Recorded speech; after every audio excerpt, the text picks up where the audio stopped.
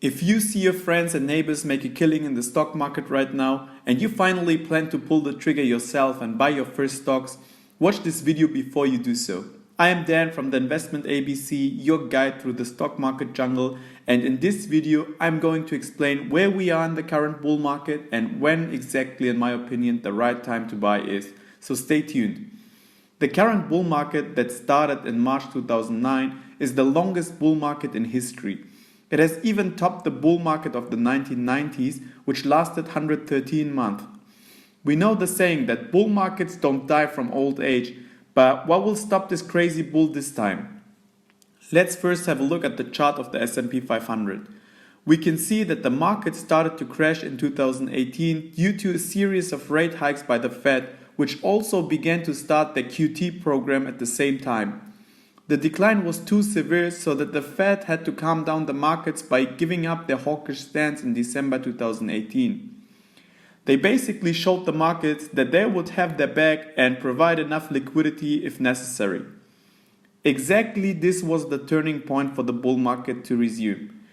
If you check out my videos from back then, I predicted due to the injection of liquidity the bottom in Bitcoin and asset prices in general.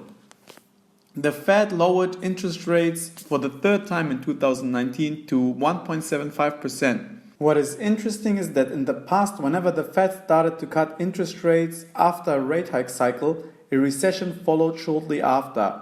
The gray bars represent recessions. If you combine that with the inverted yield curve we had for a while, the amount of alarm signs becomes significant. If you haven't checked out my video about the yield curve, please do so. It is one of the best indicators to spot a recession. Overall, the global economy is slowing down currently, especially in China, which is suffering from the trade war with the US. Central banks have been successful in countering the negative effects of the trade war with ultra-low interest rates and QE. We have to see when the consumers around the world refuse to take on more debt despite ultra-low interest rates. Let's have a look now at the current S&P dividend yields and compare them to the 10-year Treasury yields. The S&P 500 yields around 1.84%, while the US 10-year Treasury yields around 1.82%. The fact that both yields are at a similar level could be a sign that the stock market has some steam left to continue its upside momentum. According to Morningstar data, investors pulled $60 billion from the stock markets in the third quarter of 2019, marking the largest equity outflow since 2009. This also might be a sign that the bull market could continue even further. We call it climbing the wall of worry. It seems like investors are not trusting the rally because it is not driven by fundamentals but central bank liquidity. Normally, bull markets end with high retail participation and a blow-off top similar to the burst of the crypto bubble in 2017. Trading platforms like Robinhood with zero fees for trading are attracting more and more retail investors. I'm expecting the stock market to enter into the blow-off top by the end of 2020, where more and more new investors will chase the dream of getting rich overnight. Characteristic for a parabolic blow-off top is that investors make the most percentage in gains in a very short time compared to the gains they already made in the bull market.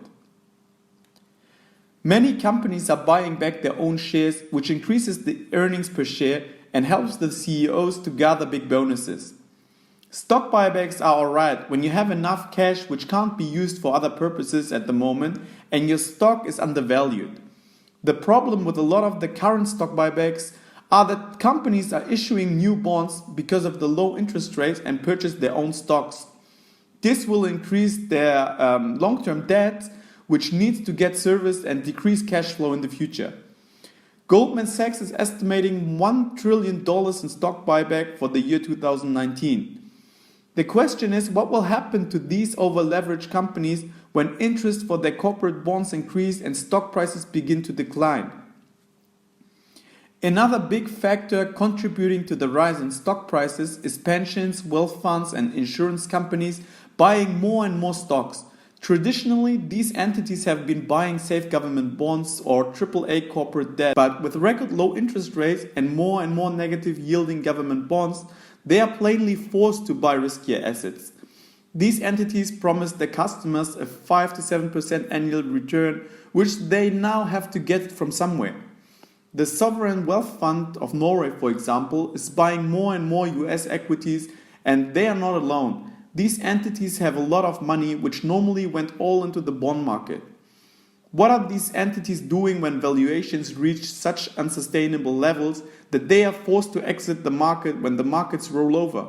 The last piece of the puzzle is capital flight from most countries around the world into US equities. Governments around the world are in decline, and investors are fleeing these countries and parking their money in US dollars or the US stock market. Generally, the rich have fewer and fewer options to generate a return on their investment at the moment. Leaving the money in the bank won't give you too much interest. On the contrary, the counterparty risk is greater than ever. If you would be a billionaire, the question would be what to do with your money. You would ask yourself if the next recession would be a normal recession. If that is the case, go into bonds and cash like always. But you would also ask yourself how high the probability is that the next recession will be accompanied by a banking collapse and corporate defaults. Will the Fed have enough tools left to counter the next recession, or will all the malinvestments and accumulated debt over the last decades will be cleaned out of the system? I'm sure many billionaires see the risk and therefore buy stocks of good quality companies and real estate even if their valuations look insane for most people. So, how will everything play out in the near future, and how should you position yourself to profit? We have a very interesting situation where people and entities are forced into risk assets despite higher and higher valuations. Until now, the previous mentioned factors are dominating, and it doesn't look like they will diminish soon. The higher the stock markets go, and the media celebrates this, the more retail investors jump into the stock market, which will drive prices higher and higher.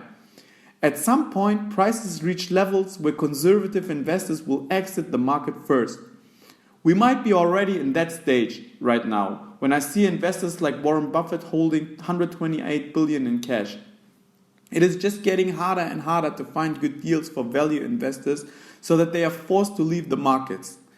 These value investors are selling the stocks to retail investors who do not look at the fundamentals and valuations. The economy is already slowing down despite the low interest rates, but the Fed tries to counter that with lowering them even further. I don't know how long the central banks can postpone the inevitable recession by injecting money into the system, but I think they try to help President Trump to win the election next year. We have to observe when the level of debt in the balance sheets of most companies start to have a negative impact on their cash flow. Once cash flows start to decline, it will be harder for these companies to get fresh money for the same low interest rates.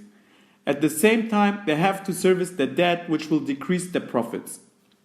This will lead to a slowdown or stop of stock buybacks, which will be the ultimate trigger for the next stock market crash, in my opinion. Let's have a look at some charts which might give us some indication of where we are in the current bull market. The first one is the chart of AMD. We can see that AMD had two blow-off tops, one in 2001 and the other one in 2007. In both blow-off tops, we see very large monthly candles. We can see that AMD went up in the blow-off top month of 2001 from $25 to more than $44, which is a staggering 76% in just 1 month. In 2007, we could see a spike from $30 to $42, so 40% in just 1 month. Right now, we can see that we are in the beginning of forming another blow-off top month soon. AMD has a trailing PE of 201. Although their forward PE is 35, they are very highly valued. This reminds me of the valuations during the dot-com bubble era. Many new investors might think valuations do not matter when they see prices increase further and further, but in the end they will find out that it does. The second chart I want to show you is the chart of palladium. The gray bars are again recessions. We can see that every time prior to a recession we had a massive blow-off top in the past. This time again, palladium is in a blow-off top. The current price action looks very similar to the price action prior to the 2001 recession. I leave the conclusion for you guys to make. The third chart I want to show you is the so-called Buffett indicator, which is the ratio of the total market cap. Most analysts use the Wilshire 5000 total market index and the GDP. We have a ratio of 146.3%. This is almost as high as the 148.5% during the dot-com bubble. So it is no surprise to me that the inventor of that indicator is hoarding cash like never before. The last chart I want to show you guys is the chart of the Dow Jones. If we have a look at the monthly chart, we can see the sideways movement from the beginning of 2018 to right now. Only recently the Dow broke out to the upside to make new all-time highs. To me, the chart looks very manipulated. The market wanted to roll over into a bear market in October 2018, but it looks like someone forcefully heaved the markets back up. From the current chart, I would say that the Dow will climb even further and that there is no topping out sign right now. But if this current rally is a fake out, which might be, and the Dow falls below the neckline of this inverse head and shoulders, I would be very, very cautious. I personally think that stocks will rise further despite the slowdown in the global economy and crazy valuations we have, and that we will see the impact of corporate debt on the stock market sometime in early 2021.